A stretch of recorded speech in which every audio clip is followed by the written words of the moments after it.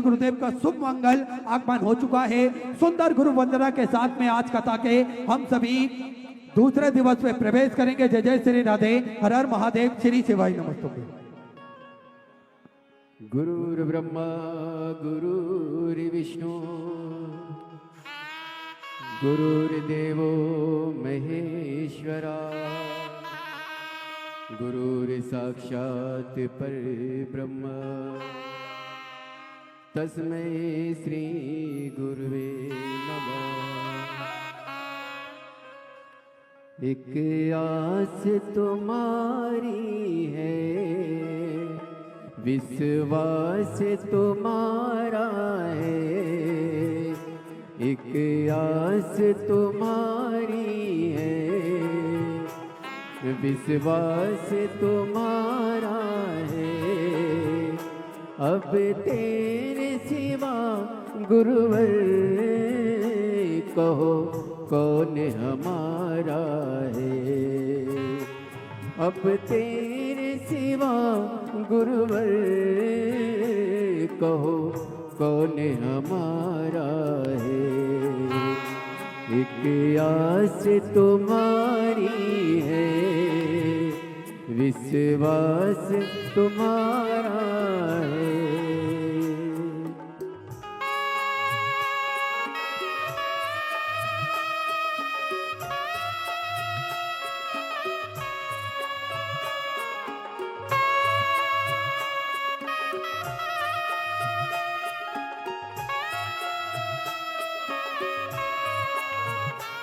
फूलों में महक तुमसे,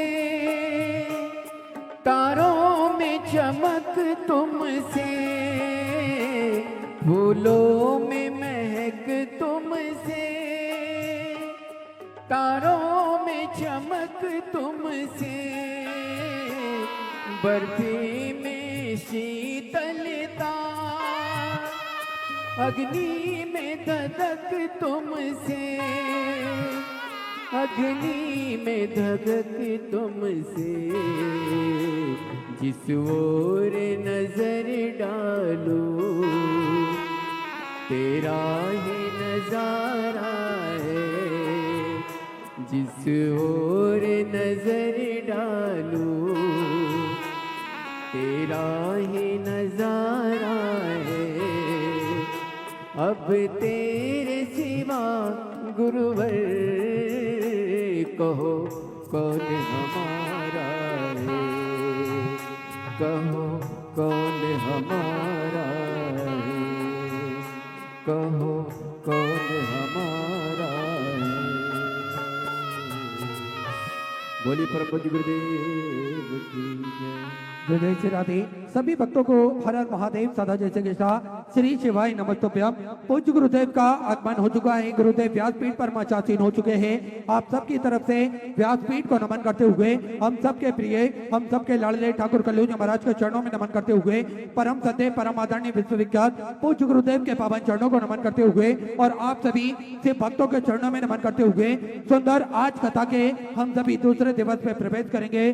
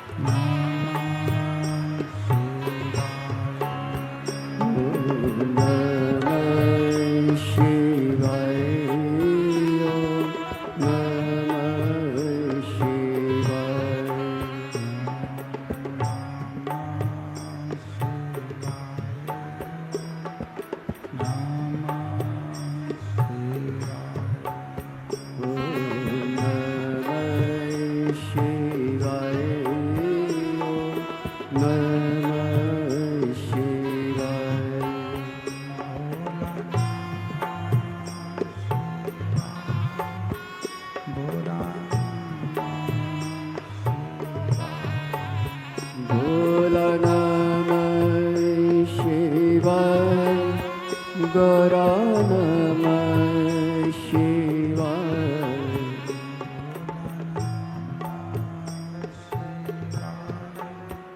भोला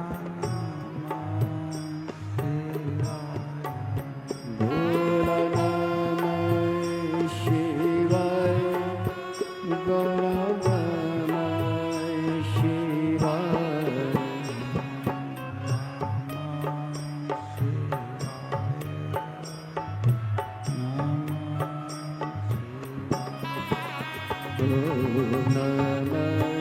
शिवाय नमः शिवाय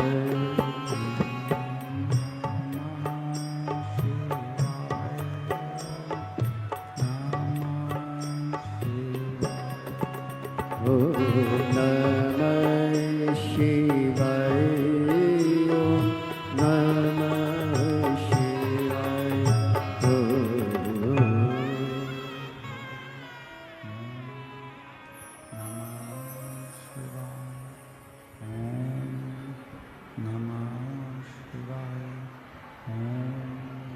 नमः शिवाय विश्वनाथ भगवान की जय, महाकालेश्वर भगवान की जय, ओंकारेश्वर भगवान की जय, उग्रेश्वर महादेव की जय। हर हर महादेव, हर हर महादेव, हर हर महादेव।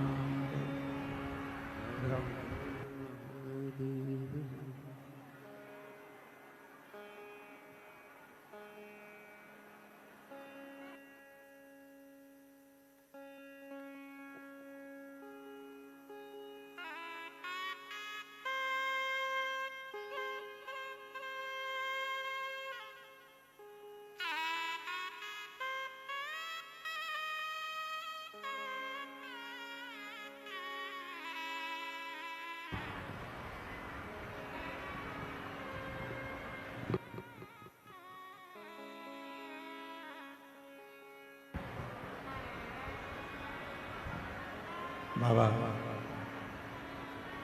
देवादिदेव महादेव भगवान शिव ओगरदानी त्रिकालदर्शी कैलाशी अविनाशी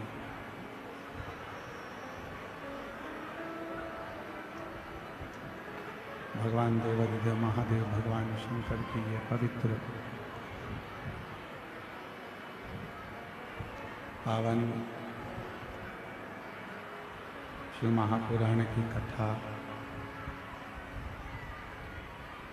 भगवान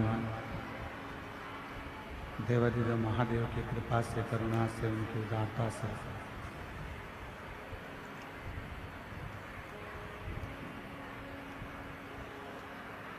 श्रवण करने का सौभाग्य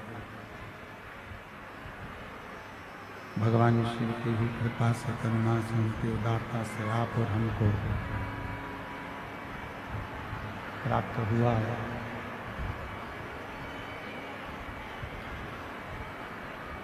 पवित्र पावन भूमि कवर्धा, उधर की आवाज़ खोल दो तो बोलना बंद कर देंगे।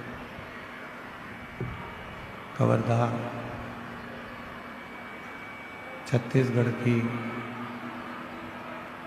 ये पवित्र पावन भूमि जहाँ भगवान शिव की कृपा से करुणा से उनकी उदारता से ये पवित्र पावन शिव महापुराण की कथा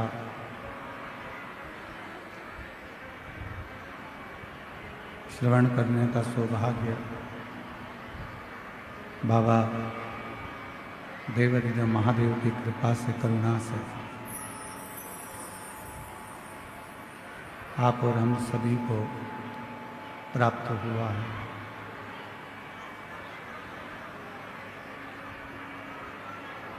मार्गशीर्ष मास के इस पवित्र अवसर पर भगवान शिव की कृपा करुणा उनकी उदारता से ये पवित्र कथा आप और हम सभी 5 दिवसीय महापुराण की कथा को श्रवण करने के लिए विराजमान। कथा के इस पवित्र प्रांगण में विराजमान सभी संत साधु तपस्वी गुरुजन साधुजन को नमन करते हुए कथा के मुख्य यजमान श्री गणेश प्रसाद जी तिवारी, श्रीमती नेहा जी तिवारी, श्री आशीष जी तिवारी कवर्धा छत्तीसगढ़ से एक बार जजमान परिवार के लिए जोरदार ताली बजाकर उनका स्वागत वंदन अभिनंदन, जिन्होंने इस पवित्र पावन शिव महापुराण की कथा को आयोजित कर इस पवित्र कथा का लाभ आप और हम सभी को दिया है। कथा घुंगरी खुर्द कवर्धा कबीरधाम छत्तीसगढ़ में ये पवित्र शिव महापुराण की कथा का शिव कृपा से माँ सुरभि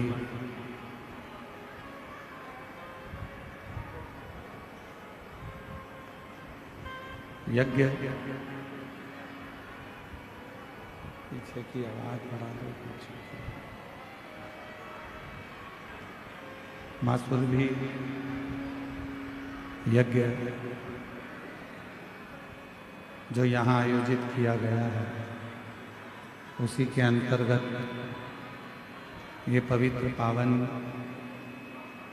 शिव महापुराण की कथा श्रवण करने का सौभाग्य आपको और हमको मिला। ये शिव की उदारता से भगवान शंकर की कृपा से करुणा से दया से ये पवित्र पावन शिव महापुराण की कथा का दिव्य आयोजन आयोजित किया गया है।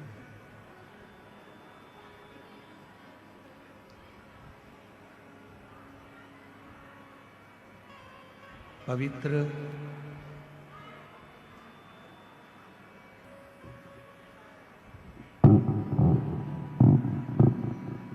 भगवान शिव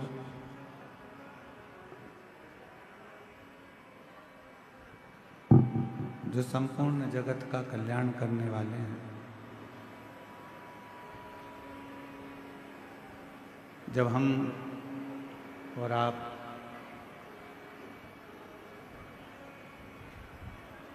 एक क्षण की भी भगवान शिव की पवित्र कथा का लाभ लेते हैं या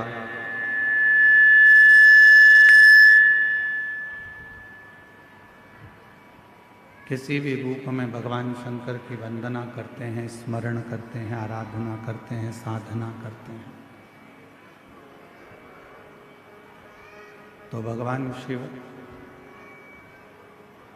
इस मानव देह को कृतार्थ करने के लिए, कल्याण करने के लिए कोई भी रूप रखकर, किसी भी रूप को धारण कर कर, किसी का भी रूप धारण कर कर, किसी भी रूप में वो हमारा कल्याण करने के लिए आते जरूर हैं।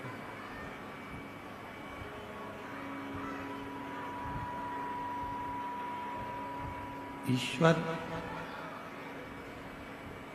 परमात्मा कभी भी अपने मूल स्वरूप में प्रकट नहीं होता। ईश्वर जब भी आता है परमात्मा जब भी आता है,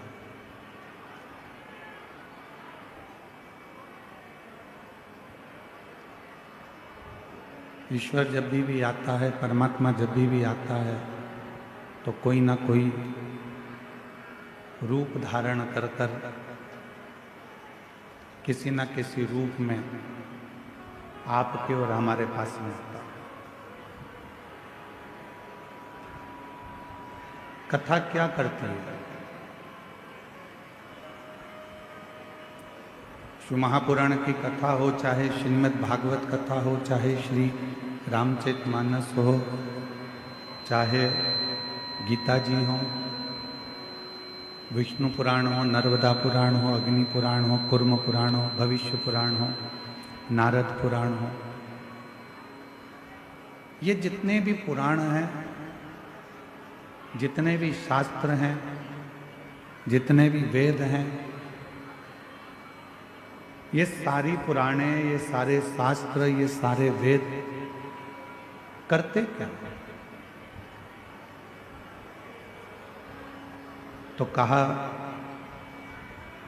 ये सारे वेद, शास्त्र, पुराण जितने भी हैं, ये सब हमको ईश्वर की पहचान करना बताता है, परमात्मा की पहचान करना बताता है।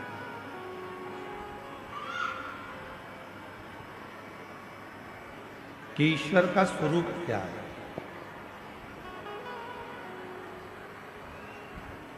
पीछे आवाज नहीं आ रही है, जाके एक दो लोग तो खड़े हो जाओ। पंडाल में आवाज नहीं है, बक्से नहीं चल रहे हैं।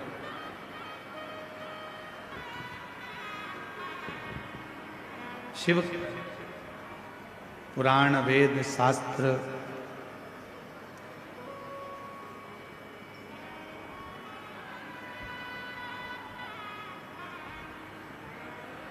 ये जितने भी हैं, वो किसी ना किसी रूप में हमको ईश्वर की पहचान करना बताते हैं कि ईश्वर का स्वरूप क्या है। और हम ईश्वर को जाने कैसे, हम उस परमात्मा को पहचाने कैसे, ईश्वर को जानेंगे कैसे, हम ईश्वर को पहचानेंगे कैसे, हम शंकर को पहचाने कैसे।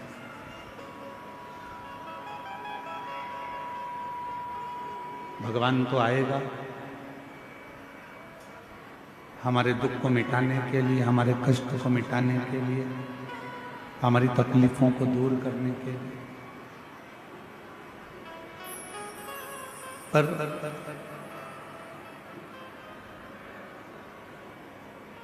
यदि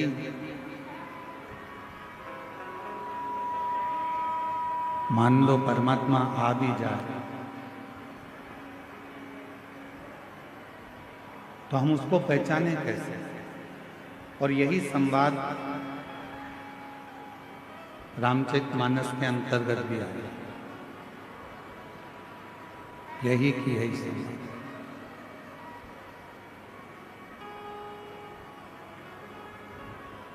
मातंग बाबा से शबरी अम्बा ने, माँ शबरी जी ने मातंग बाबा से ये प्रश्न किया। माँ शबरी अम्बा मातंग ऋषि जी से प्रश्न करती हैं कि आप कहते हो कि एक दिन राम आपकी कुटिया तक आएंगे, आपके दरवाजे तक आएंगे,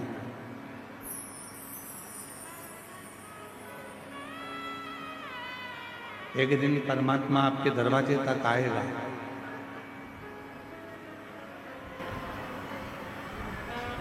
तब आप कह रहे हो कि परमात्मा का दर्शन होगा, भगवान शबरी तुम्हारे दरवाजे तक आएगा, पर शबरी कह रही है कि मेरे दरवाजे पर भगवान आएगा तो मैं उसको पहचानूंगी कैसे।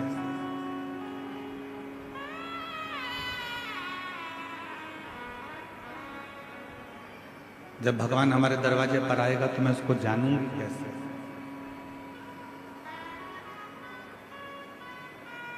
हम उसको पहचान कैसे पाएंगे, हम उसको जान कैसे पाएंगे।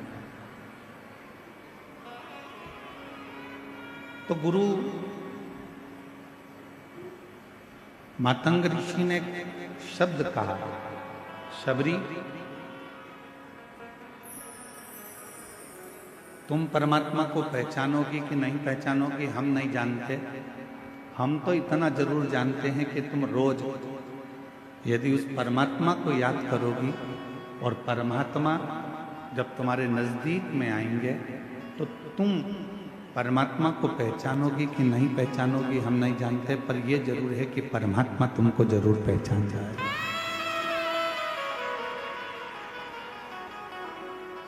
भगवान तुमको जरूर पहचानेगा, परमात्मा तुमको जरूर जान जाएगा। हम क्या प्रयास करते हैं कि हम ईश्वर को जानें। हम क्या प्रयास करते हैं कि हम भगवान को जानें।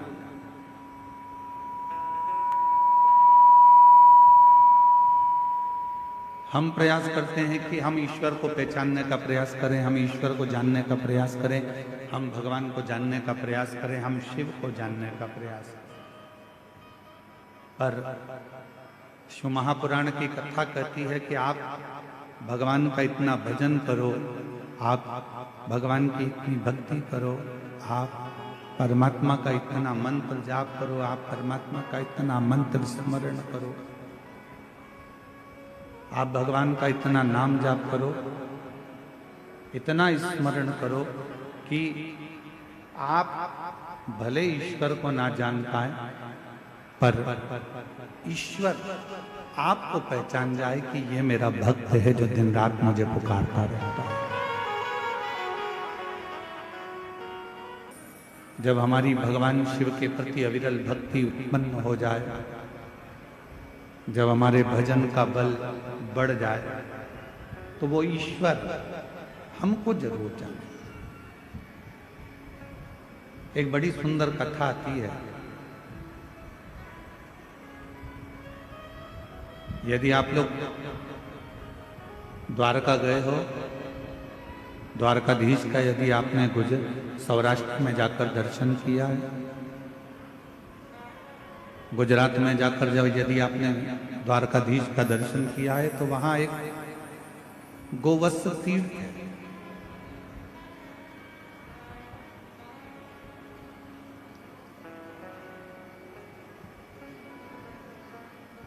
आप में से कई लोग द्वारका गए भी होंगे, ऐसा नहीं कि द्वारका नहीं गए।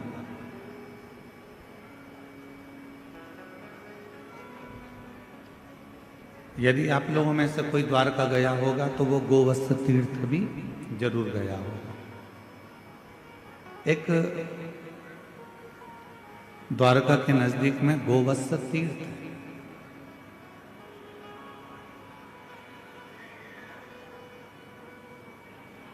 उस तीर्थ में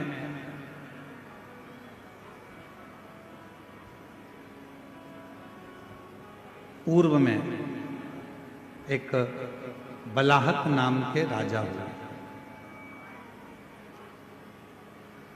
और बलाहक नाम के जो राजा थे, शत्रुओं का नाश करना, दुष्टों को पछाड़ देना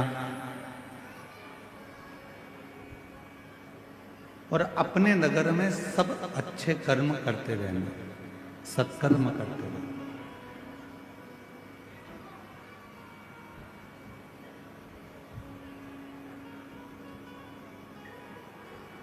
बलाहक नाम के जो राजा हुए हैं, वो बलाहक नाम के राजा पूरी नगरी में, पूरे नगर में भ्रमण करते हैं, घूमते हैं, और यदि किसी का कोई दुख है, कोई तकलीफ है, तो उसको समाप्त करते हैं।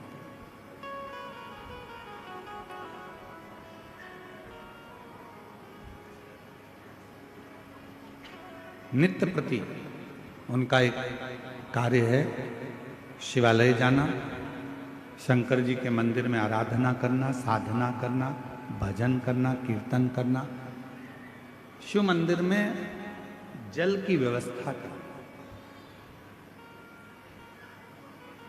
शिव महापुराण की उमा संहिता कहती है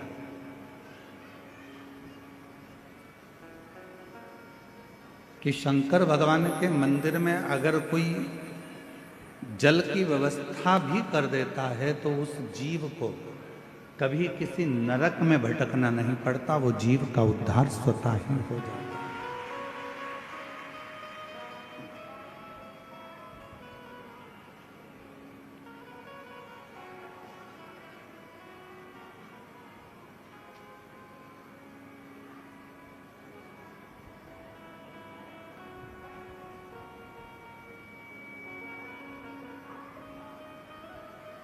किसी गौशाला में, किसी देवालय में, किसी शिवालय में, किसी तीर्थ में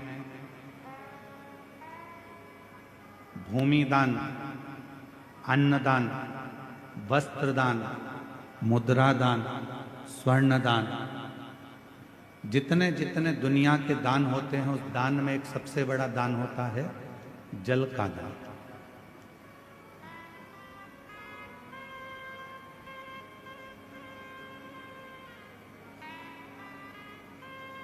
कल हम यहाँ से जा रहे थे तब हम देख रहे थे कि इस कवर्धा के नज़दीक में जहाँ कथा हो रही है घुंगरी खुर्द में, हमने देखा इतना अच्छा गांव है। गांव के घरों के बाहर लोगों ने अपने अपने घर में से पानी भर भर कर एक एक लोटा रख दिया, गिलास रख दिया और पानी की बाल्टी भर कर रख दी, जिससे कोई पथिक आए, यात्री आए, श्रोता आए तो पानी पीकर चले।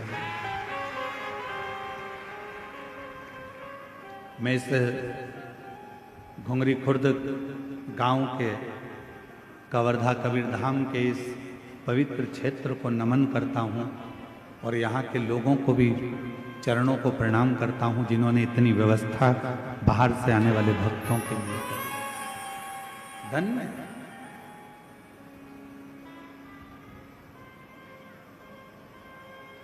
गौशाला में बहुत कुछ दान दिया चला, मंदिर में, देवालय में, शिवालय में बहुत कुछ दान दिया चला, पर उसमें भी एक सबसे बड़ा दान है जल का दान।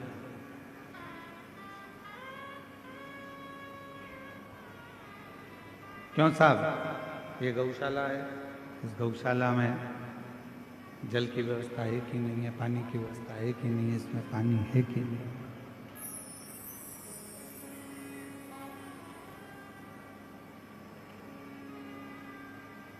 यहाँ पानी की व्यवस्था, ये चल नहीं रहे हैं, यहाँ पानी की व्यवस्था है कि नहीं है, जल की व्यवस्था है कि नहीं। मूल है शंभु शंभु शंभु शंभु शंभु शंभु शंभु शंभु।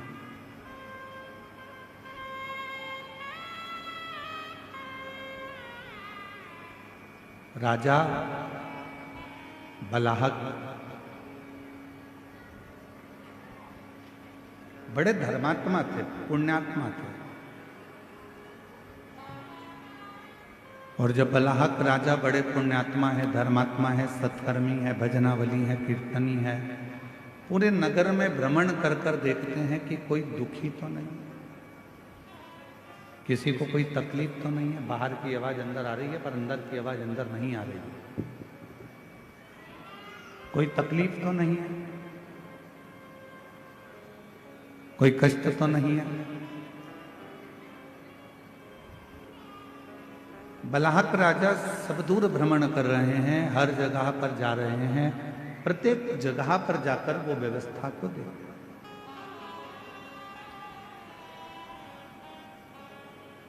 और उनका एक नियम बड़ा विचित्र है कि शिवालय में, देवालय में, तीर्थ में जल की व्यवस्था कर, पानी की व्यवस्था। इसीलिए हम इस घुंगरी खुर्द गांव के सभी श्रोताओं को और घुंगरी खुर्द गांव में रहने वाले सभी ग्रामीण वासियों को बहुत बहुत प्रणाम करते हैं कि आप लोगों ने जल की व्यवस्था करी, जो हमारी शिवपुराण कहती है। शिवपुराण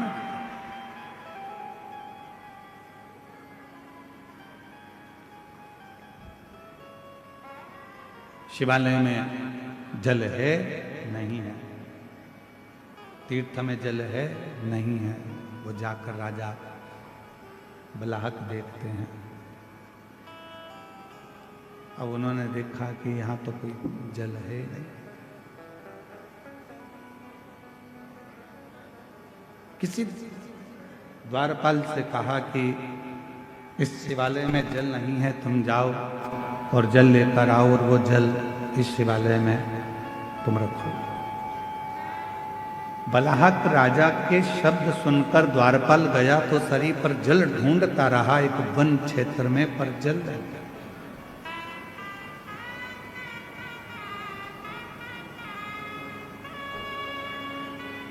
बहुत सुंदर कथा है। अगर आप लोग ध्यान देंगे तो मार्गशीर्ष मास की यह पवित्र कथा का लाभ आपके जीवन को सुख प्रदान करेगा।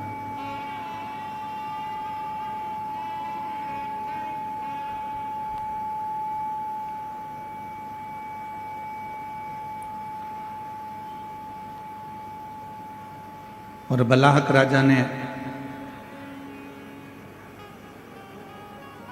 जिस सैनिक को भेजा वो सैनिक सब दूर भ्रमण कर कर आया, पर उसको जल नहीं मिला, जल प्राप्त नहीं।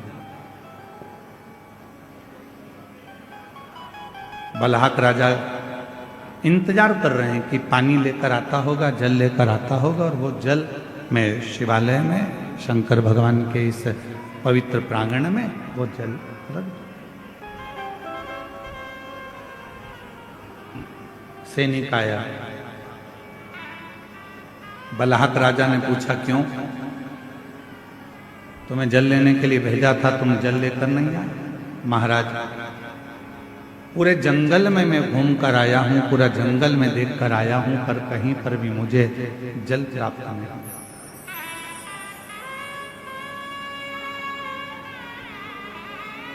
संपूर्ण जंगल को मैं घूम लिया हूं, संपूर्ण जंगल में मैं भ्रमण कर कर आया हूं, पर मुझे जल प्राप्त नहीं, मैं जल नहीं ला सकता। बलाहक राजा के मन में आया कि अब मैं जल लेकर आऊं। शिव का परम उपासक था, भगवान शंकर की आराधना करना, साधना करना, उपासना करना, भक्ति में डूबे रहना, ये उसका नियम था।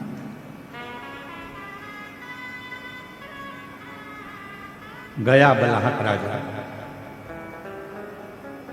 पूरे वन में, पूरे जंगल में जब बलाहक राजा भ्रमण कर लिया, घूम लिया, पर उसे जल नहीं मिला। आखिरी में उसकी आंखों में जल भर गए।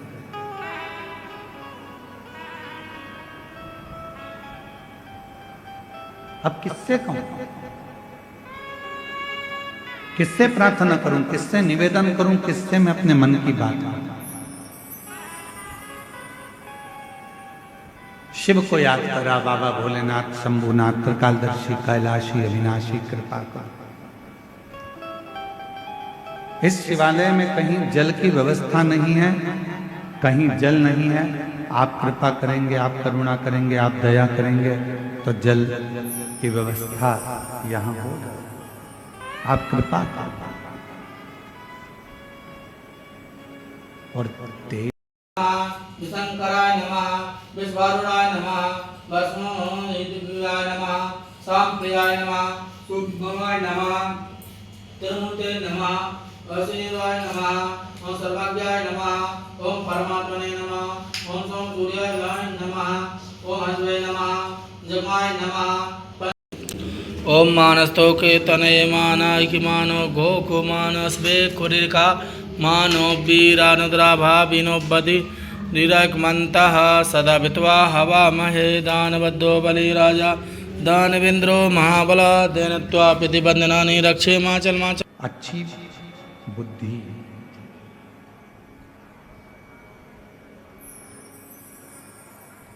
अच्छी बुद्धि, अच्छा चित्त, अच्छा व्यापार, अच्छा व्यवहार, अच्छा परिवार बिना शिव की कृपा के किसी को मिल ही नहीं सकता। किसी को प्राप्त ही नहीं हो सकता। आपकी बुद्धि सही चल रही है, आपका विवेक सही है, आपके विचार सही हैं, आपका परिवार सही है, आपके व्यापार सही चल रहा है, व्यवहार सही चल रहा है, परिवार सही चल रहा है, तो समझ लेना कि मेरे देव अधिदेव महादेव की आप पर कृपा होना प्रारंभ हो गई, करुणा होना प्रारंभ।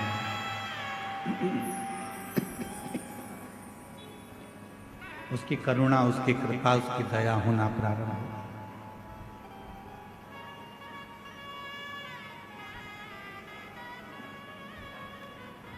राजा बलाहक के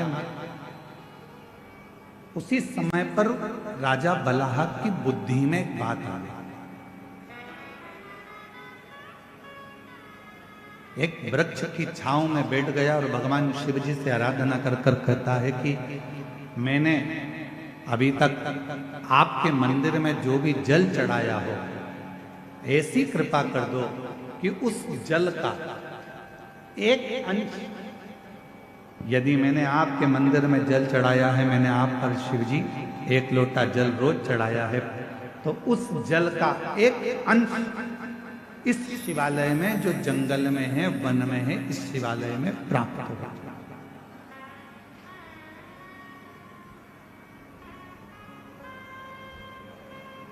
और आज कहने में पीछे नहीं हटेंगे, हम सबसे एक बात जरूर कहेंगे। और करा रहे हो, कुआं खोद रहे हो, बावड़ी बना रहे हो, तालाब खोद रहे हो, या बोरिंग मशीन लगा रहे हो और तुम्हें लग रहा है कि यहाँ पानी नहीं आएगा, यहाँ तो पानी बहुत नीचे है, प्राप्त नहीं होगा, तो प्रयास करो। यदि आपने रोज भगवान शिव को 1 साल, 1.5 साल, 2 साल लगातार शंकर भगवान के मंदिर में जाकर, शिवालय में जाकर अगर 1 लोटा जल चढ़ाया है, तो आप भी बोर लगाते समय, कुआं खुदवाते समय, बावड़ी बनाते समय, जल निकालते समय भगवान से प्रार्थना कर कर कह सकते हो कि मैंने जो आपको 1 लोटा जल चढ़ाया है, हे शंकर भगवान कृपा करना, उसका एक अंश गंगा मैया से कहकर इस भूमि पर निकाल देना, जिससे ये जल प्राप्त हो, ये जल प्राप्त हो। ऐसी कृपा करो, ऐसी करुणा करो, ऐसी दया करो। आप करुणा करेंगे, आप कृपा करेंगे, आप दया करेंगे तो सब कुछ हो सकता है। आप कृपा करो, आप दया करो, आप कृपा।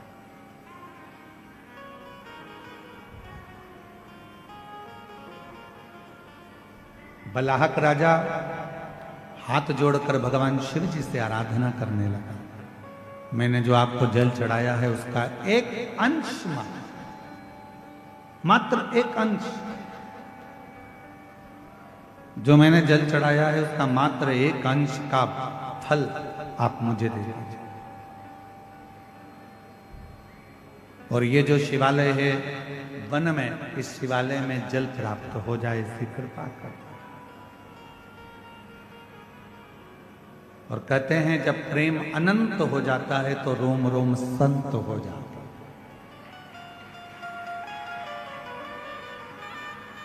प्रेम की अनंतता में संत का भाव है।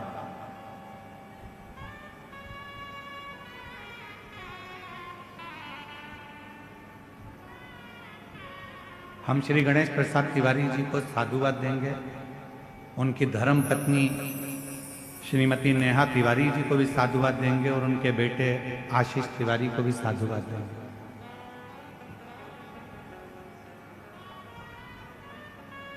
कितने लोग कवर्धा में रहते होंगे, कितने बड़े बड़े सेठ रहते होंगे, कितने बड़े बड़े धनपति करोड़पति रहते होंगे, पर हर वर्ष, साल 2 साल में, प्रति वर्ष दुनिया के लोग किटी पार्टी में, शॉपिंग में, पार्टी मनाने में, शादी की सालगिरह में दुनिया का खर्चा करते हैं। पर मैं गणेश तिवारी जी को, गणेश प्रसाद तिवारी जी को और उनके परिवार को धन्यवाद देता हूं कि कम से कम साल भर, 2 साल में आप एक यज्ञ अनुष्ठान, कथा, सत्संग कराकर ना जाने कितने जीवों का कल्याण कर देते।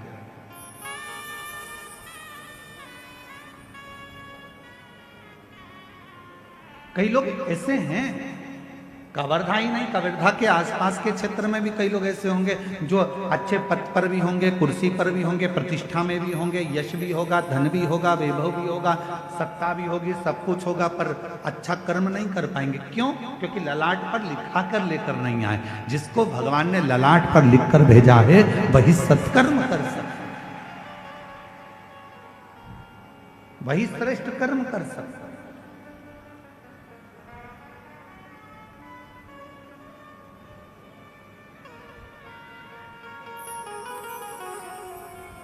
और आज हमको तो घुंगरी खुर्द वालों से भी थोड़ी थोड़ी जलन हो रही है। क्यों? इतनी बड़ी दिव्य शिव महापुराण की कथा और इतना बड़ा सुरभि यज्ञ आपके छोटे से गांव में हो रहा है, तो सोचने वाला विषय, सोचने तरसते हैं।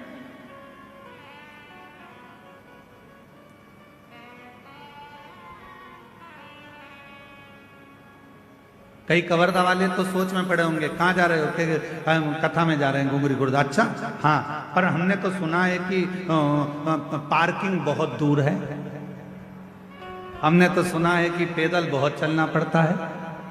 अब उनको कौन समझाए कि मेरे शंकर भगवान की कथा कहती है जितने कदम चलकर तुम गाड़ी में बैठकर आए और डायरेक्ट कथा स्थल पर गाड़ी से उतरे तो उसका कोई फल नहीं है। तुम जितने कदम चलकर कथा स्थल तक पहुंचोगे उतने उतने अश्वमेध यज्ञ का फल तुम्हारे भाग्य में लिखाता चले जाएगा, उतने अश्वमेध यज्ञ का फल। अब लिखने वालों ने लिख दिया, कहने वालों ने कहा बहुत दूर कथा स्थल है, 2 किलोमीटर चलना पड़ेगा, आधा किलोमीटर चलना पड़ेगा, 1 किलोमीटर चलना पड़ेगा। अरे भैया, कुछ पाना है तो कुछ खोना पड़ता है। इसलिए निवेदन है, जब बाबा के चरणों में शिव महापुराण की कथा को श्रवण करने के लिए आप इस पवित्र गांव में जब आए तो ये सोच कर आना कि हम पैदल नहीं चल रहे हैं, हमारे पिता से मिलने के लिए, अपने बाप से मिलने के लिए, उससे अपने दिल की बात कहने के लिए, उससे दिल की बात कहने। अब कोई कहे कि वहां पर टेंट लगा है, पूरा टेंट भरा पड़ा हुआ है, जगह नहीं है बैठने की, तो खुश हो। अरे प्रसन्न होइए। 4 दिन के अंदर अगर किसी के घर में शादी पक्की हो जाए तो 50 लोगों की शादी करने के लिए पसीने छूट जाते हैं, और 4 दिन में ये कथा पक्की हुई और 4 दिन के अंदर ये कथा का रिश्ता हुआ। हम तो श्री गणेश प्रसाद तिवारी जी आपको धन्यवाद देते हैं। 4 दिन में इतनी व्यवस्था करने के लिए अच्छे अच्छे के पसीने छूट जाते हैं महाराज, कि पंडाल लगाना है, स्टेज बनाना है, व्यवस्था करना है, महाराज आएंगे, जनता आएगी। और साथ में मैं गणेश प्रसाद तिवारी जी आपको धन्यवाद देता हूं कि आपके यहाँ के कलेक्टर महोदय को, यहाँ के एसपी महोदय को, यहाँ के एसएसपी, आईजी, कमिश्नर और यहाँ के तहसीलदार, यहाँ के टीआई, यहाँ के एक एक जितने पुलिस ऑफिसर हैं, मैं सबको साधुवाद देता हूँ। यहाँ के एसडीएम हो, चाहे कोई भी पदाधिकारी गण हो, जिन्होंने इतने कम समय में इतनी सुंदर व्यवस्था जमाई है, उसके लिए पूरी प्रशासन को साधुवाद, पूरी प्रशासन। सहज है क्या शिव पुराण की कथा? आज तो कथा का दूसरा दिन है और बाउंड्री पार्क गेंद है।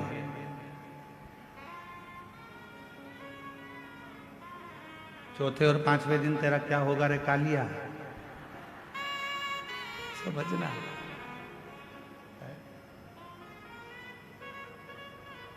जानना पड़ेगा। सरल नहीं है शिव भक्ति, थोड़ा तपना पड़ेगा, साधना पड़ेगा, स्मरण करना पड़ेगा, उसके चरणों में बैठना पड़ेगा, उसके सामने जाकर उसके पंडाल में बैठकर जब हम उससे अपने दिल की बात कहेंगे तो वो सुनेगा। सरल।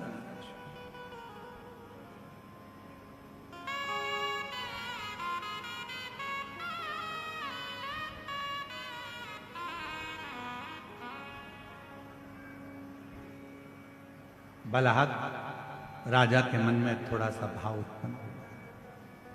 यदि मैंने जिंदगी में अगर आपको जल चढ़ाया है, लोटा भरकर जल चढ़ाया है, तो उसका एक अंश, केवल एक अंश मेरे भाग्य का मिले, और जो वन में शिवालय है उस शिवालय में उस जल का भाग प्राप्त हो, उस शिवालय में भी प्रकाश हो, उस शिवालय में भी जल आए, ऐसी कृपा करता है। कपट के विहीन, छल के विहीन, लोभ के विहीन, प्रपंच के विहीन, जब हम बिना कपट के, बिना छल के, बिना प्रपंच के, बिना दिखावे के, बिना लोभ के, बिना लालच के जब हम भगवान की आराधना करते हैं, तो परमात्मा उसका फल दिए बिना रहता नहीं है, उसका फल देता है।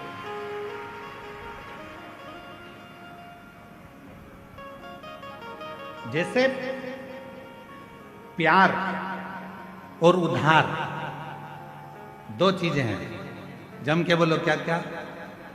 जम के बोलो। पहले नंबर पर प्यार और दूसरे नंबर पर उधार। बोलो जम के, क्या क्या चीज? आवाज नहीं आई, जम के बोलो।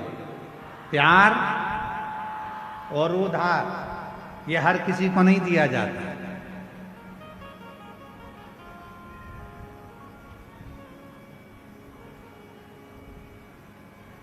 प्यार भी हर किसी को नहीं दिया जाता और उधार भी हर किसी को नहीं दिया जाता।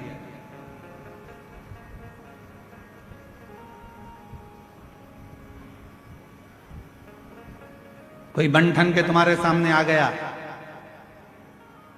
अपना नाम चेंज कर कर आ गया, था कुछ नाम, रख लिया दूसरा नाम, देख लिया उसने कि यह बड़ी धर्मात्मा है, बस इसी के धर्म को तोड़ना है, और अपना रूप बदल लिया उसने। थोड़े समय के लिए माथे पर उसने तिलक भी लगा लिया, थोड़े समय के लिए उसने हाथ में माला भी पहन ली, और थोड़े समय के लिए उसने तुमको 25-50 रुपए का पेट्रोल डलवा कर तुम्हें घुमा भी लाया, 20 रुपए की चाउमीन भी खिला दी।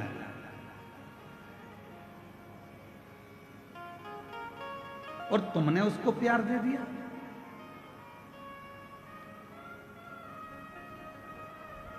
प्यार और उधार हर किसी को नहीं दिया जाता। आप में से कितने लोग हैं कि रायपुर से कोई व्यक्ति तुम्हारे पास में आया और तुमने कहा भैया जरा मुझे 5 लाख की जरूरत है, दे देना जरा। दे दोगे क्या? जम के बोलो जरा। नहीं दोगे। मान लो कवर्धा से ही कोई तुम्हारे घुंगरी खुर्द में आ गया और घुंगरी खुर्द में आकर कोई बोले कि लाओ जरा मुझे 3 लाख की जरूरत है, दे दो, तो तुम कहोगे तुम कौन हो भैया जो हमसे 3 लाख लेने आए हो, हम तो तुम्हें पहचानते ही नहीं है। काहे का 3 लाख? और तुम घुंगरी खुर्द के ग्रामवासी अगर पहुंच जाएं बिलासपुर, और बिलासपुर में जाकर किसी से कहें भैया ए भैया मुझको 2 लाख रुपए की जरूरत है, दे दो, कोई उधार देगा? जम के बोलो जरा। उधार किसको दिया जाता है? जिसको तुम अच्छे से पहचान जाते हो, जिसको तुम अच्छे से जान जाते हो, जिसको तुमने कई सालों से उसको जान रहे हो, तो तुम उसको उधार दे सकते हो। क्यों? क्योंकि तुम जानते हो कि मेरा उधार का दिया हुआ वापस प्राप्त हो जाएगा। पर आज का जमाना ये वर्णन कर रहा है, 15 दिन तुम किसी को देख लेते हो, उससे तुम्हारा प्यार हो जाता है, और मालूम पड़े एक दिन तुम्हारे साथ वो शादी कर भी लेता है, और मालूम पड़े 15 दिन के बाद तुम उसके साथ कहीं घूमने गए, तो जैसे हरिद्वार में होटल में अटैची में टुकड़े मिलते हैं, फिर उस तरह के टुकड़े प्राप्त हो जाते हैं।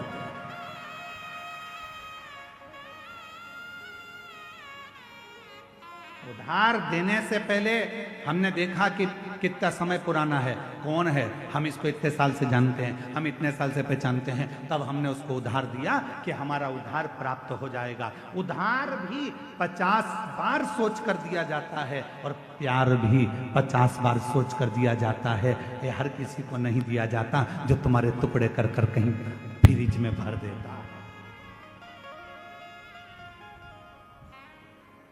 हर किसी के लिए उधार भी नहीं है, हर किसी के लिए प्यार भी। सोचिए, विचारिए।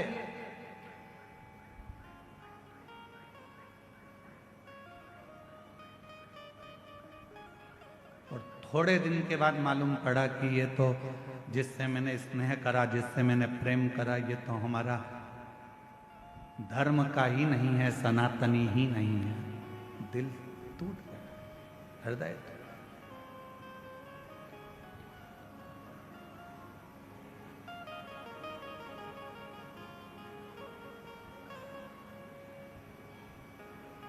आपको मालूम है छत्तीसगढ़ की भूमि,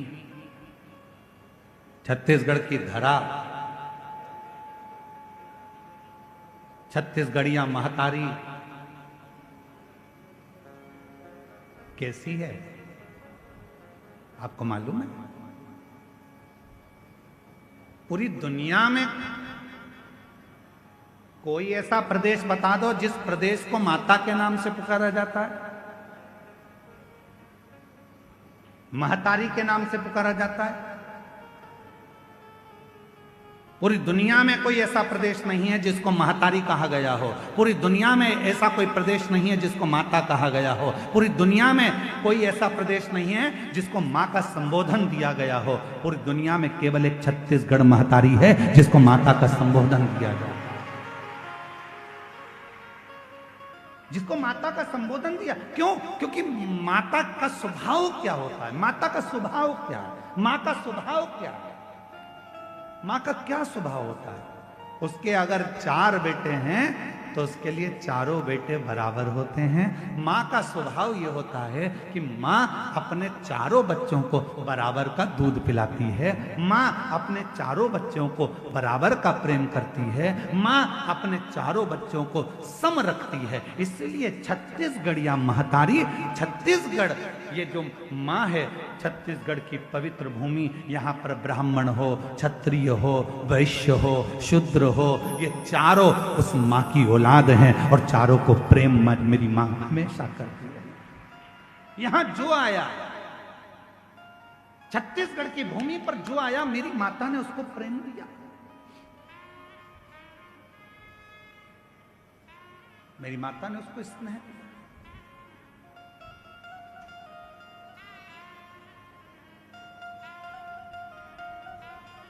छत्तीसगढ़ की धरा पर जो आता है, मां उसको स्नेह देती है, देती।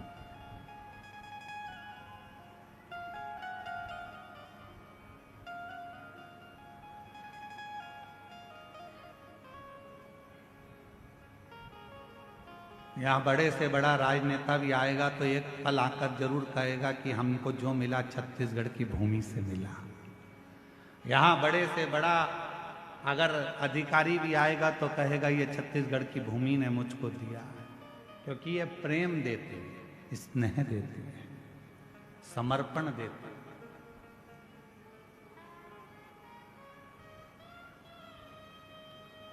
स्नेह क्यों?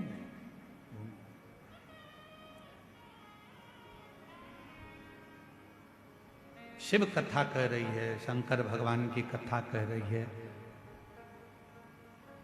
आपको ईश्वर को नहीं ढूंढना है, ईश्वर आपको ढूंढता है।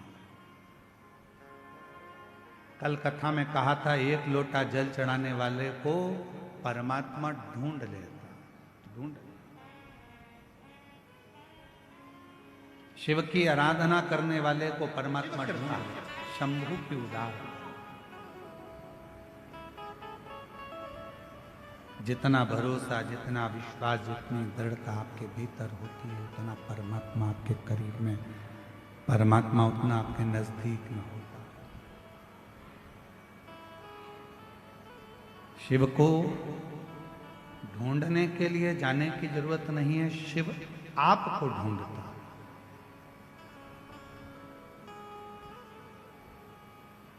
आपका भरोसा कितना दृढ़ है, यह आपके ऊपर निर्भर करता है। आपका विश्वास कितना दृढ़ है, यह आपके ऊपर निर्भर करता है। महाराज बलाहक नाम के राजा ने हाथ जोड़कर निवेदन करा और शिव जी ने गंगा की एक धार उस शिवालय में वन क्षेत्र में दे दी।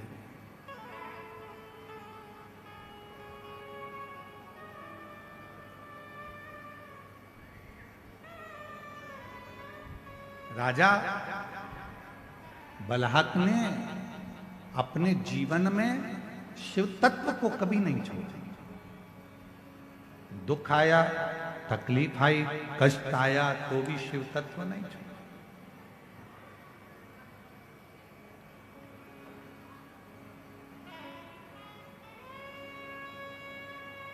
जरूरी नहीं कि सारा समय एक जैसा चले। बहुत तेज गाड़ी चला रहे हो तो भी आगे आगे लिखा रहता है गति अवरोधक। गति अवरोधक मतलब इसको देखकर थोड़ा सा अपनी गाड़ी को स्लो कर लीजिए, धीमा कर लीजिए।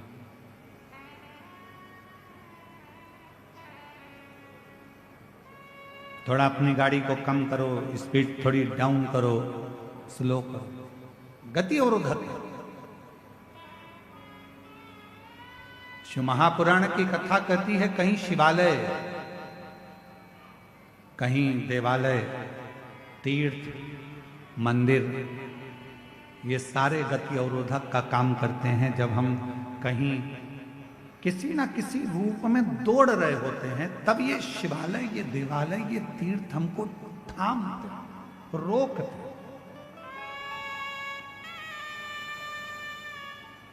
बहुत भटक लिया, भटकना क्यों मिला?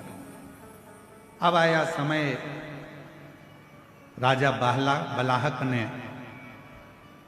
कोई साधु, कोई सन्यासी, कोई तपस्वी, कोई साधक, कोई ब्राह्मण, कोई तपस्वी आवे, कोई शिव का भक्त आवे तो बलाहक उनको बड़े प्रेम से जलपान करा। बड़े और फिर निवेदन करूं इस व्यासपीठ के माध्यम से कि उधार भी सोच कर दो और प्यार भी सोच कर। 50 बार विचार करिए, 50 बार, हजारों हजार बार विचार करिए, तब जाकर किसी को उधार दीजिए। और हजारों बार विचार कर लो कि ये व्यक्ति तुम्हारे लायक है कि नहीं।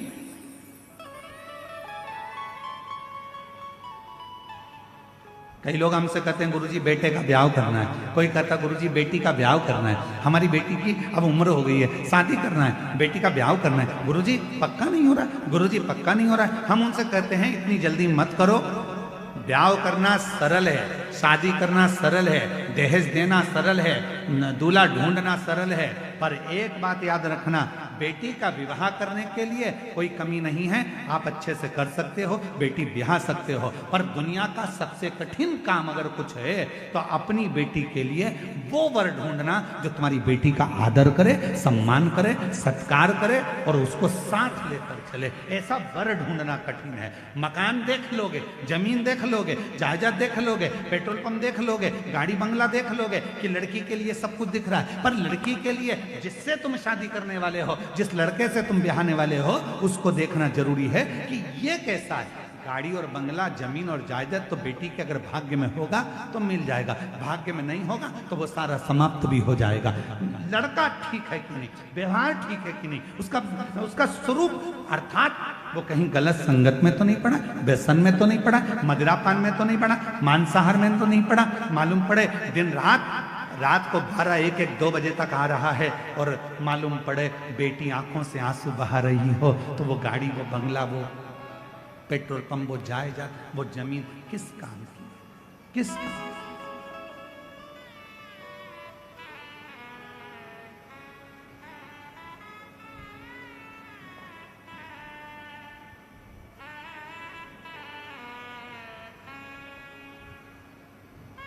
बलहक राजा ने विचार किया,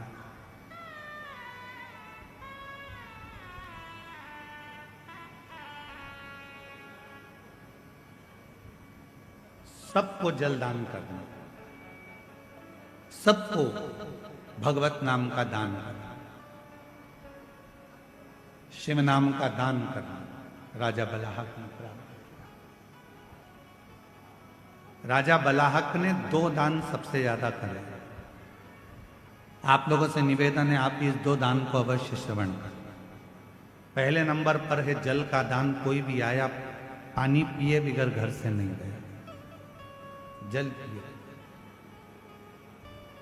और दूसरे नंबर पर है राजा बलाहक ने जो दान दिया है वो नाम का दान दिया। नाम। संत बलाहक राजा के यहां पर आ जाते थे, भोजन करने बैठते थे, तो राजा बलाहक पहले संतों के सामने भी बैठकर भगवान शंकर के 108 नामों का उच्चारण करवाते थे, तब संत को भोजन प्रसाद पवाते थे। ब्राह्मण आ जाते थे, राजा बलाहक उन ब्राह्मणों को भोजन करने बिठाते थे, तो पहले 108 बार भगवान शंकर के मंत्र जाप को, शिव नाम को उच्चारण करवाते थे, तब जाकर भोजन कराते थे। नाम का दान।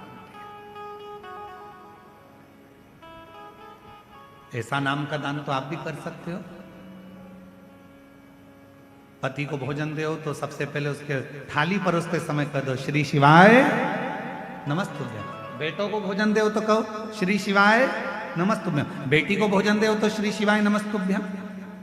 स्मरण अपने हम गणेश प्रसाद जी, आपकी धर्म पत्नी श्रीमती नेहा तिवारी जी को भी साधुवाद देंगे। हमारे ब्राह्मण देवता बता रहे थे कि गुरुजी जब नीचे माता जी भोजन बनाती हैं, तिवारी जी की धर्म पत्नी जब भोजन बनाती हैं, तो पूरे समय भोजन बनाते समय अन्नपूर्णा स्तोत्र का पाठ करती रहती हैं और भोजन बनाती रहती हैं।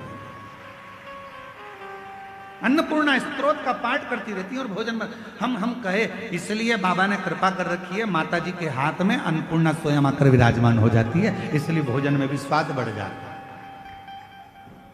अन्नपूर्णा स्तोत्र का पाठ करती रहती हैं। हमारे महाराज जी बता रहे थे, विकास महाराज जी का, हम नीचे जाते हैं तो वो माता जी भोजन बनाते बनाते अन्नपूर्णा स्तोत्र का पाठ करती रहती हैं और बड़े प्रेम से भोजन बनाती रहती हैं। गुरुजी भोजन बनता रहता है और उनका भजन चलता रहता है। हमने फिर पूछा कि अपन जिनके यहाँ ठहरे हैं उनके यहाँ संध्या वंदन होता है कि नहीं होता, तो हमारे महाराज जी कहे, गुरुजी जैसे आप सुबह सुबह अपने कमरे में संध्या करते हो, वैसे की वैसी तिवारी जी, उनका बेटा आशीष तिवारी जी, ये सब अपने अपने नीचे हॉल में बैठकर संध्या करते रहते हैं। यही साधना, यही आराधना, यही साधना।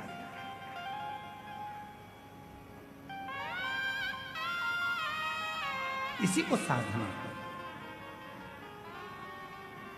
और हम सबसे जितने छत्तीसगढ़ वासी इस कथा को श्रवण कर रहे हैं, जितना देश विदेश का भक्त इस शिव महापुराण की कथा को सुन रहा है, जितने पूरे भारत की भूमि के नहीं विदेश के भी श्रोता इस पवित्र कथा को आस्था चैनल के माध्यम से श्रवण कर रहे हैं, जितने फेसबुक यूट्यूब पर कथा को श्रवण कर रहे हैं, जितने गांव-गांव से आए हुए ये लाखों शिव भक्त जो जहां तहां, कोई ट्रैक्टर पर चढ़कर, कोई ट्राली में बैठकर, कोई रोड पर बैठकर, कोई दुकानों में बैठकर, कोई टीन की छांव में, कोई पेड़ की छांव में, कोई बल्ले पर, कोई मकान की छतों पर बैठकर जो कथा को श्रवण कर रहे हैं, उन सब से कहेंगे एक नियम अपन भी बनाओ। अपन कुछ नहीं दान दे सकते तो भगवान के नाम का दान देना चालू करो। कोई भी मिल जाए श्री शिवाय नमस्तुभ्यं, हर हर महादेव। भोजन दे रहे हो श्री शिवाय नमस्तुभ्यं, बेटी भोजन कर रही है श्री शिवाय नमस्तुभ्यं। किसी को भी अगर हम केवल नाम का भी दान देते हैं तो वो नाम का दान भी हमारे जीवन को सुख प्रदान कर जाता है, आनंद प्रदान कर, उस पर आश्रित हो जाते हैं। जब हम पूर्ण तरह से उस पर आश्रित हो जाते हैं, जब हम पूर्ण तरह से उसके हो जाते हैं, जब हम पूरा समर्पण उसके देते हैं, उसके प्रति कर देते हैं, जब हम पूर्ण तरह से उसके आश्रित हो गए, पूर्ण समर्पण हमने कर दिया, तो वो हमारा हाथ थाम लेता, वो हमारा हाथ थाम लेता। कुछ मत करिए, नाम देना प्रारंभ कर दो, नाम का दान करना प्रारंभ कर दो। किसी से भी मिलो तो मुख से बोलना प्रारंभ कर दो, श्री शिवाय नमस्ते। फोन उठाओ तो हेलो हाय छोड़िए, श्री शिवाय नमस्तुभ्यं बोलिए। पत्र लिखो तो उसमें पहला अक्षर श्री शिवाय नमस्ते। गुड मॉर्निंग लिखो तो उसमें सबसे पहला अक्षर श्री शिवाय नमस्ते। गुड नाइट लिखो तो उसमें पहला अक्षर श्री शिवाय नमस्ते। नाम दान दीजिए,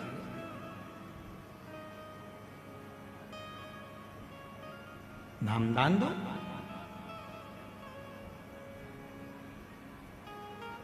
इससे बड़ा क्या दान हो सकता है? क्या दान होगा इससे बड़ा? श्री शिवाय नमस्तुभ्यं। श्री शिवाय नमस्तुभ्यं। श्री शिवाय नमस्तुभ्यं। श्री शिवाय नमस्तुभ्यं। श्री शिवाय नमस्तुभ्यं। श्री शिवाय नमस्तुभ्यं। नाम का दान देना प्रारंभ करो। बहुत फलित है।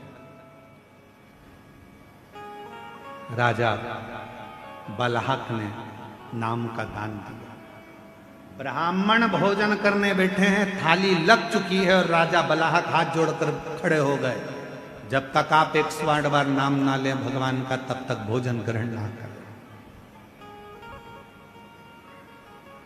आप संतो, साधुओं, ब्राह्मणों, तपस्वी हो, पहले 108 बार मुख से भगवान का नाम लीजिए, तब भोजन ग्रहण करें।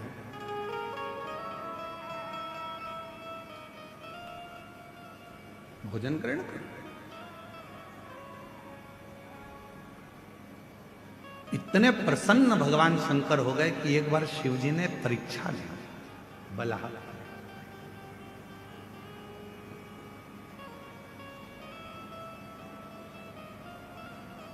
पापा प्रसन्न होते हैं तो जेब में से 10 का नोट निकाल कर दे देते हैं। मम्मी प्रसन्न होती है तो बच्चे को लाड़ लड़ाने लगती है, गाल चिमटा खोड़ देती है, उसको बाजू में ले लेती है, स्नेह करने लगती है। पापा प्रसन्न होते हैं, पिताजी प्रसन्न होते हैं तो कुछ देते हैं। मम्मा प्रसन्न होती है, माँ प्रसन्न होती है, महतारी प्रसन्न होती है तो गले से लगा लेती है, उसके गाल तोड़ती है, उससे स्नेह करने लगती है।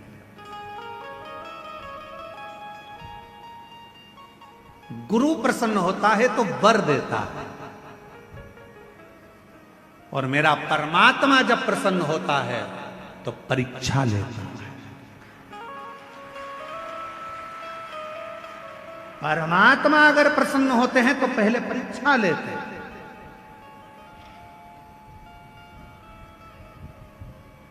परमात्मा प्रसन्न होते से तुम्हें वर नहीं दे देते, पहले परीक्षा लेते। परीक्षा, खूब परीक्षा लेते, खूब। और ली परीक्षा शिव जी ने, मेरे ओगरदानी त्रिकालदर्शी कैलाशी अविनाशी भगवान शंकर ने परीक्षा।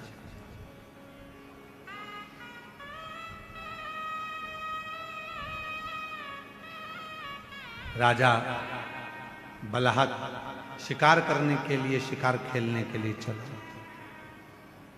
और जैसे ही बलहक राजा शिकार खेलने के लिए गया तो हिरणों के झुंड की झुंड नजर आ रहे थे। जहां तहां राजा बलहक शिकार करने गया तो हिरण के झुंड दिख रहे हैं, हिरण के झुंड।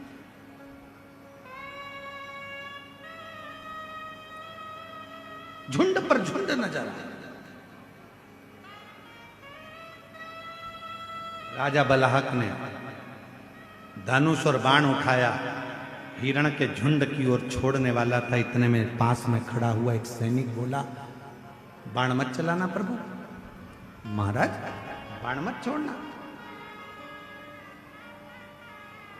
क्यों? राजा बलहक ने पूछा कि बाण क्यों ना छोड़ा जाए?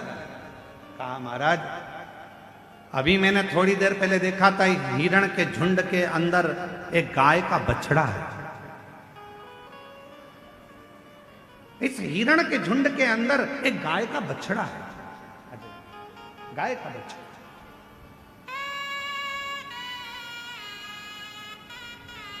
जो जिस भावना से आए, जिस भाव से। राजन बलहक राजा से सैनिक कर रहे, हिरण के झुंड में एक गाय का बछड़ा, गाय का बछड़ा, बाण मत चला। वो गाय का बछड़ा मर जाए। तुमने बाण छोड़ा, मान लो हिरण को नहीं लगा और गाय के बछड़े को लग गया तो गाय का बछड़ा तो मर जाएगा, गाय के बछड़े के तो प्राण छूट जाए। बाण नहीं चलाना। राजा बलाहा के मन में आया, हिरण के झुंड में और गाय का बछड़ा, हाँ उसकी मां नहीं है क्या गाय की? बछड़े की माता नहीं है क्या? नहीं, बछड़े की मां गाय माता तो नहीं दिखी, गौ माता तो नजर नहीं है, पर बछड़ा जरूर दिखा। चलो मैं चलकर देखो। बलाहक राजा आए और बलाहक राजा ने हिरण के झुंड को जो देखा तो हिरण का झुंड भागते भागते भागते भागते पेड़ों की छांव में झाड़ी में जाकर छुप गया। गाय का बछड़ा भी उसी में जाकर छुप गया। गाय का बछड़ा।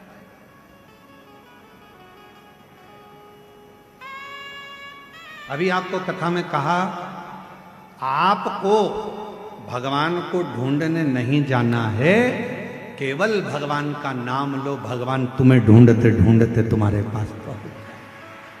परमात्मा को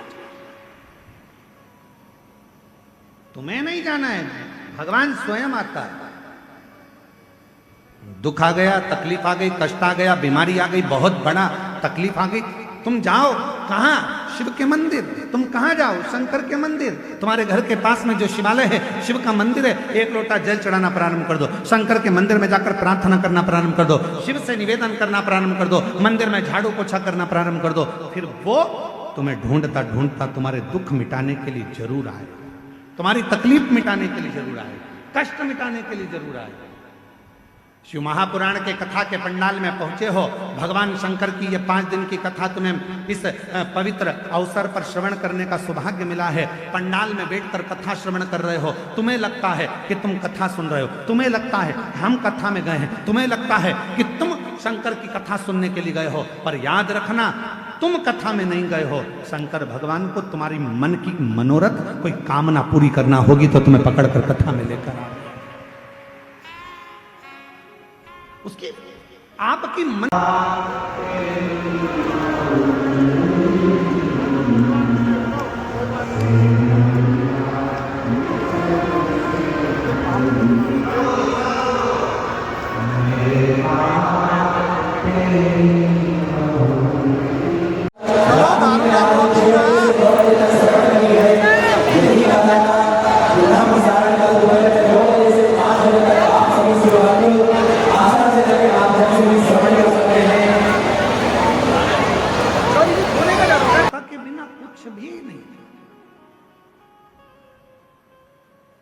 और मेरी जीजियों, मेरे जीजाओं, मेरी बेटियों, बेटाओं, मेरी माताओं, मेरे बुजुर्ग माता पिता, आप याद रखना, क्यों दुनिया के लोग नियम लेते हैं 5 पंडाल कथा सुनेंगे, 3 पंडाल कथा सुनेंगे, 2 पंडाल कथा सुनेंगे, 7 पंडाल कथा सुनेंगे, क्यों नियम लेते हैं? मेरा बाबा उसके दुखड़े हरता जरूर है, झोली भरता जरूर। बड़े प्रसन्न हुआ करो, बड़े खुश हुआ करो कि बाबा ने आज को यहां बुलाया है। शिव जी ने आपको यहां बुलाया है। हे कवर्धा वासियों, प्रसन्न होना, खूब आनंद में बाबा को धन्यवाद देना कि तेरी कृपा से ये शिव महापुराण की कथा 5 दिन की हमको सुनने का मौका मिला है। तेरी कृपा है, तेरी उदारता है, तेरी करुणा।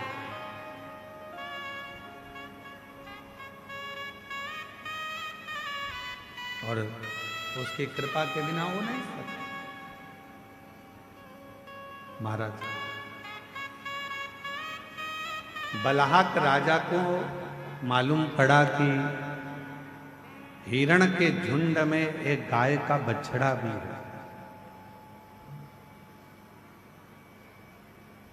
हिरण के झुंड में एक गाय का बछड़ा है और वो गाय का बछड़ा कहीं तुम्हारे बाण चलाने से मर ना जाए।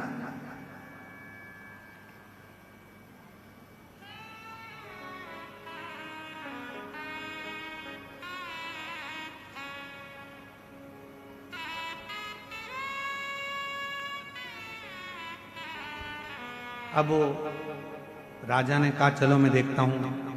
वृक्ष की झाड़ियों में हिरण छुप गए,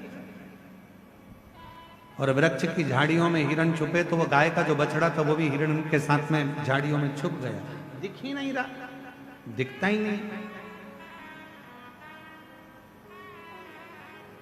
राजा ने उसको देखने का बहुत प्रयास किया, बहुत प्रयास, वो दिख नहीं।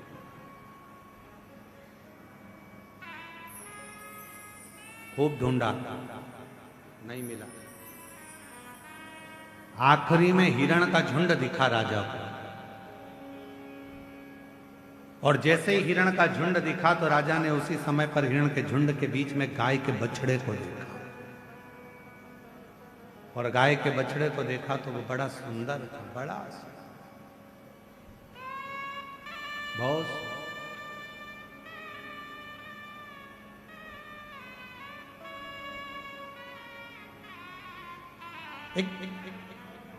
कहते हैं शिव महापुराण में वर्णन आता है कि गौ माता की सेवा का जितना पुण्य मिलता है उतना ही गौ माता के बछड़े की सेवा का भी पुण्य प्राप्त होता है।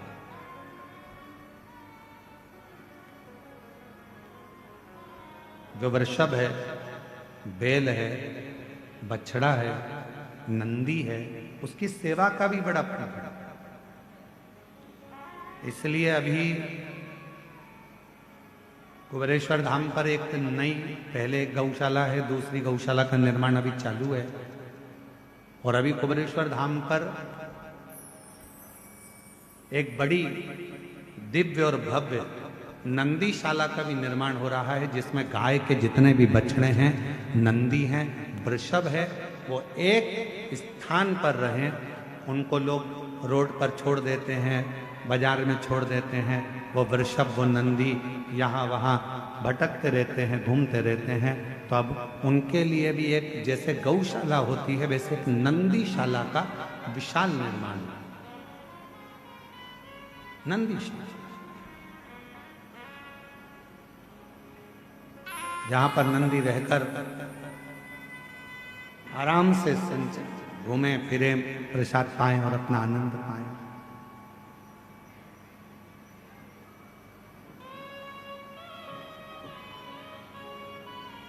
और शायद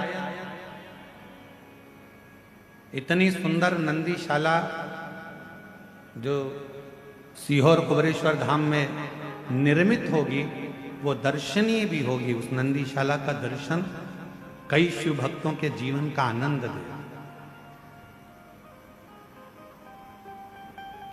मैं गणेश प्रसाद तिवारी जी को कहूंगा कभी आप सीहोर आएंगे तो हमारे यहाँ जो नंदी हैं, जितने भी हमारे यहाँ नंदी हैं, बड़े विशाल नंदी हैं। मतलब एक मनुष्य की हाइट से भी ज्यादा 1.5 हाइट के नंदी हैं। गणेश प्रसाद जी, आप उन नंदी से कहोगे हर हर महादेव तो वो ओम बोलते हैं। आप उनको कहोगे श्री शिवाय नमस्तुभ्यम तो ओम का उच्चारण करते हैं। शायद पूरी दुनिया में ऐसे नंदी नहीं होंगे जो कुबेरेश्वर धाम की सुंदर गौशाला के अंतर्गत है। और बड़े विशाल, उनके पास खड़े रहने के लिए भी दम चाहिए, हिम्मत। हल्का फुल्का और एक बार घुन्ना दे वो लपक के तो सामने वाला भटक जाए इधर उधर। ऐसे नंदी है। उच्चारण किया जाता हर हर महा, तो ऐसे नंदीशाला। तो यहाँ बलाहक जो राजा है, वो बलाहक राजा ने देखा कि मृगों के बीच में एक मृगों के बीच में एक गाय का बछड़ा, एक वृषभ है, एक गाय का छोटा सा बछड़ा।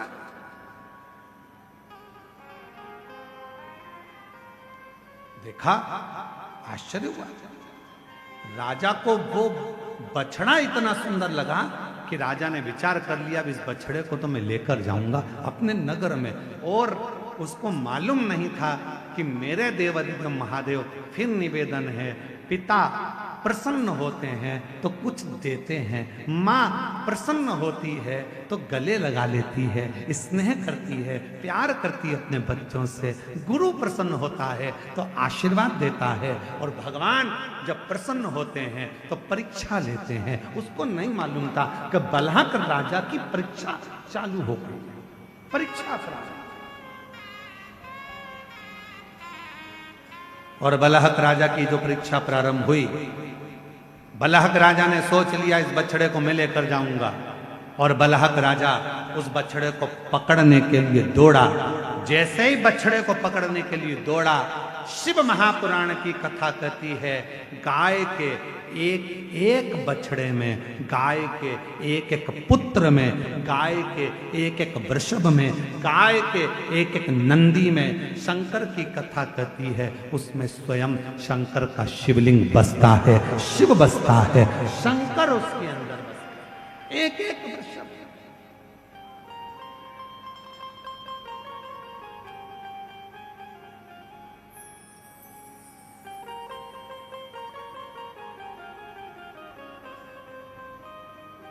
क्या ना दे? देखा बलहक राजा ने, देखा, लेना चाहा,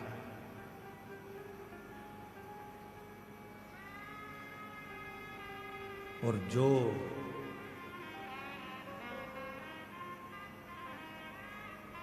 बछड़े को खींचकर ले जाने की तैयारी कर रहे थे और बछड़े को पकड़ने का प्रयास कर रहे थे, उसी समय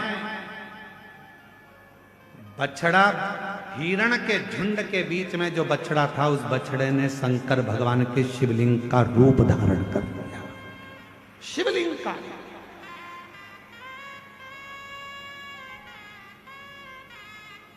और मेरा निवेदन है पूरे श्रोताओं से, कभी द्वारकाधीश का दर्शन करने के लिए जाएं, कभी द्वारकानाथ का दर्शन करने के लिए सौराष्ट्र में, गुजरात में जाएं, तो गोवत्स तीर्थ जरूर जाएं।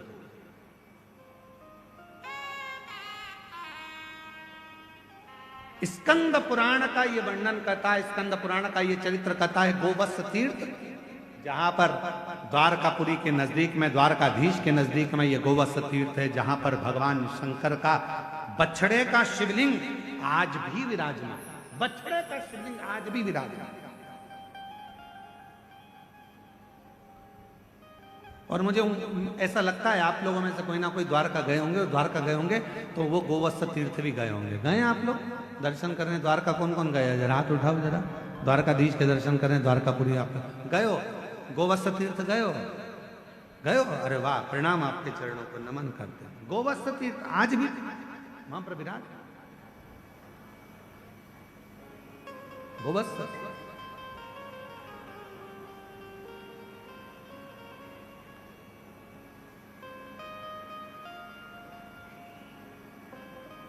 गाय के बछड़े में, स्वयं गाय के बछड़े से भगवान शिव का शिवलिंग प्रकट हो गया।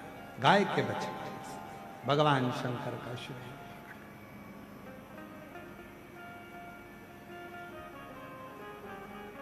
राजा ने विचार करा अब इसको लेकर कैसे, शिवलिंग का दर्शन राजा कर। शिव महापुराण की कथा वर्णन कर रही है, शिव तत्व कह रहा। बलहक राजा ने बछड़े को पकड़ना चाहा, पर वो बछड़े ने शिवलिंग की आकृति धारण कर ली।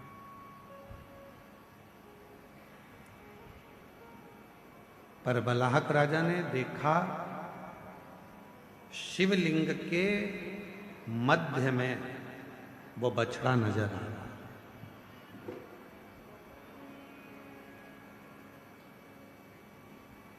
उस बछड़े को वापस लेकर जाने के लिए शिवलिंग को बलहक राजा ने अपने हजारों सैनिकों को बुलाया और उस शिवलिंग को उठाना चाहा, पर वो उठ नहीं पाया। आखिरी में भगवान देवाधिदेव महादेव ने, भगवान शंकर ने, भगवान शिव ने दर्शन किया। राजन,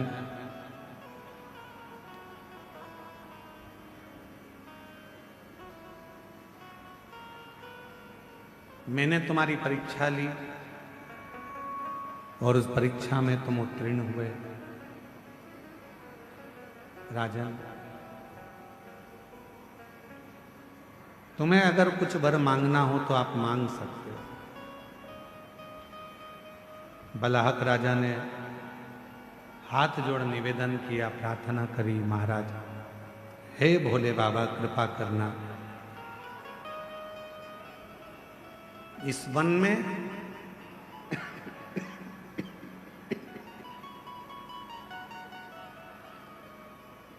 इस शिवलिंग के रूप में आप सदा विराजमान रहना। जो इस पवित्र शिवलिंग का मात्र स्मरण कर ले,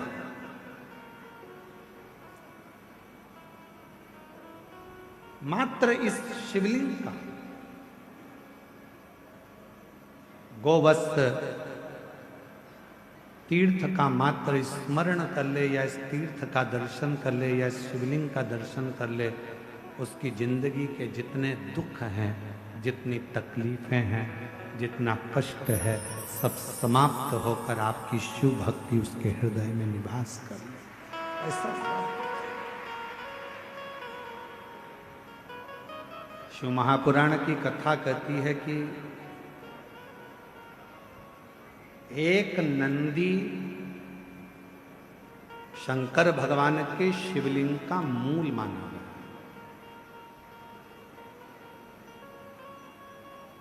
कभी अगर आप लोग द्वारका जाएं तो गोवत्स तीर्थ का दर्शन अवश्य करें,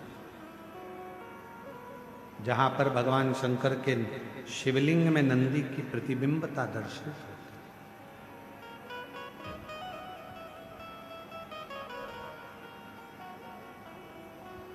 और ये केवल एक प्रसंग नहीं है।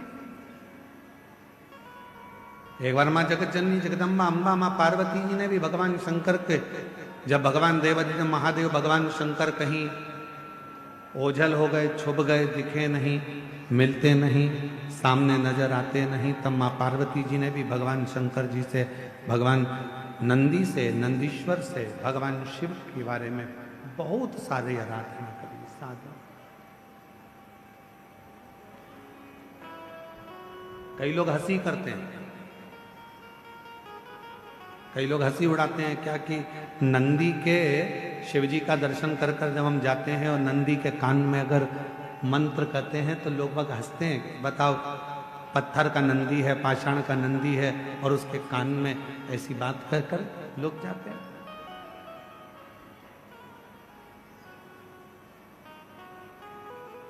शिव महापुराण की कथा कहती है,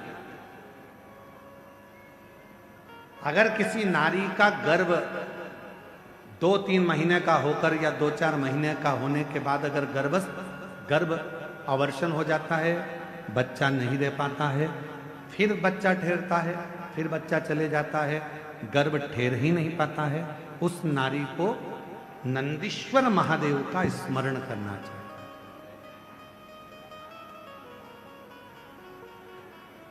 सात बेलपत्र शिव जी के सामने जो नंदी विराजमान है उस नंदी पर समर्पित करें। घर में थोड़ा सा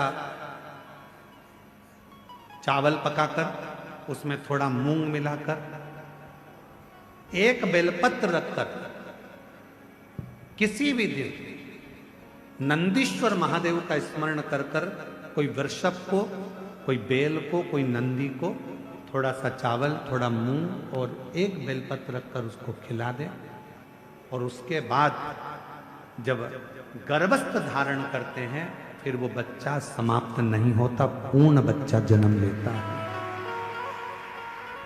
शंकर शंकर है, वो घड़दानी है।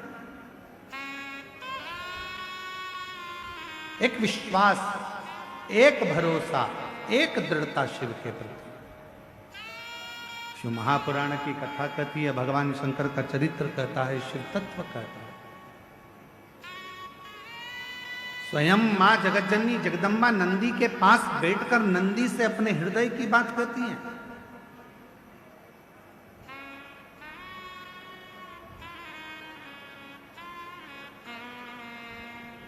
स्वयं जगत जननी जगदम्बा अम्बा मां पार्वती जी नंदी के पास बैठकर शिव की चर्चा करती हैं।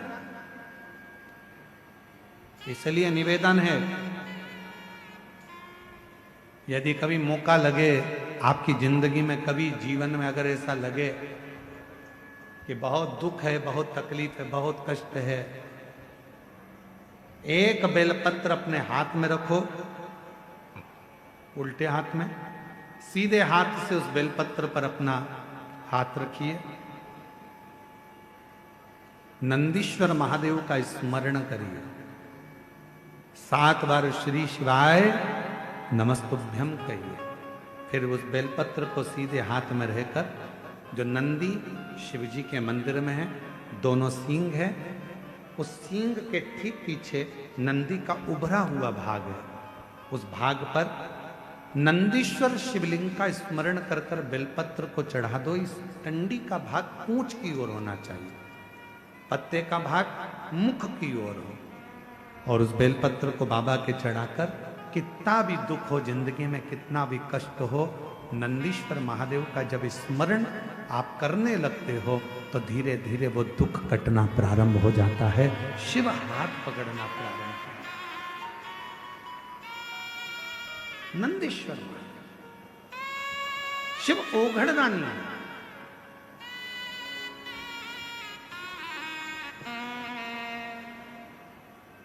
और जो जैसी भावे लाला, 17 साल के बाद बच्चा हुआ, एक बार जोरदार ताली बजाकर स्वागत।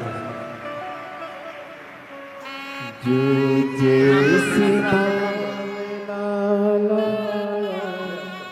वो वैसा ही फल पाया, नहीं खाली उसे लौटाया, वो मन ही मन हर्षाया, और कर दिया माला माल काशी वाले ने, लुटा दिया भंडार काशी वाले ने, लुटा दिया भंडार काशी वाले ने, कर दिया माला माल काशी वाले।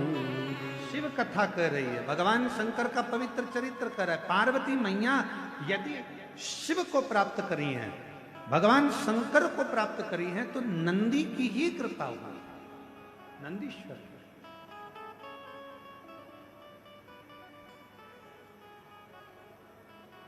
कहते हैं पार्वती मैया जब छोटी अवस्था में, बाल्य अवस्था में थी, तभी से शिव की आराधना में लगी रहती। कई बार भगवान शंकर वृषभ का रूप लेकर आते हैं, और वृषभ का रूप रखकर आकर मां जगत जननी जगदम्बा पार्वती से बहुत उनके मन की बातों को श्रवण करते। बहुत ऐसी मां जगत जननी। बोला नंदीश्वर महादेव की जय। नंदीश्वर। और कहते हैं कि बाल्यावस्था में एक बार मां जगत जननी जगदम्बा मां पार्वती मैया, मां जगत जननी जगदम्बा मां पार्वती जी एक बार बाल्यावस्था में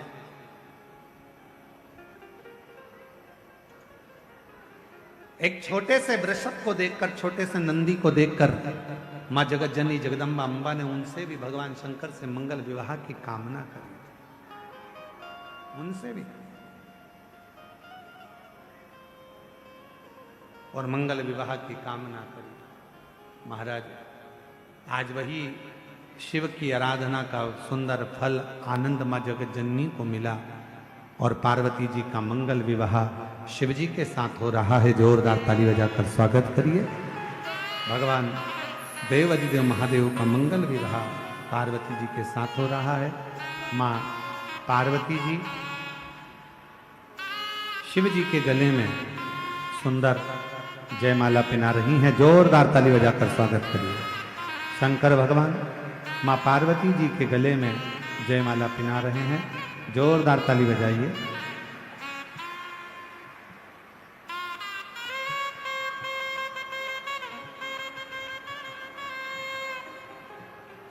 ये कथा 10 तारीख तक चलेगी। 14 तारीख से 20 तारीख तक शिव महापुराण की कथा बाबा बैद्यनाथ जी के सुंदर प्रांगण में देवघर में होगी। आप सबको हमारी ओर से निमंत्रण है, देवघर की पवित्र भूमि पर आएं और 14 से 20 नवंबर तक शिव महापुराण की कथा का लाभ लें और अपने जीवन को धन्य बनाएं। बाबा बैद्यनाथ कथा स्थल कोटिया बस पड़ाव दर्द मारा देवघर झारखंड ये कथा का स्थल है, जहां पर 14 नवंबर से 20 नवंबर तक 1 बजे से 4 बजे तक शिव महापुराण की कथा होने जा रही है। आ जाइए। पवित्र शिव महापुराण की कथा 14 नवंबर से 20 नवंबर तक देवघर झारखंड बाबा घर में आप आओ। बाबा जी के घर में पधार कर शिव महापुराण की कथा का आनंद लीजिए। देवघर में बाबा धाम में प्रजनन में अतुयसा वीर गुण सुते आत्मा शनि प्रजा शनि पशु शनि लोक शनि प्रजाम बाहुलाम करो दन्नम पय तस्मा सुदताय नमः। श्रीगण पुष्पै देवागमन आरोग्याते आत्मा दिजारातिकम समर्पयामि। खड़े हो जाइए।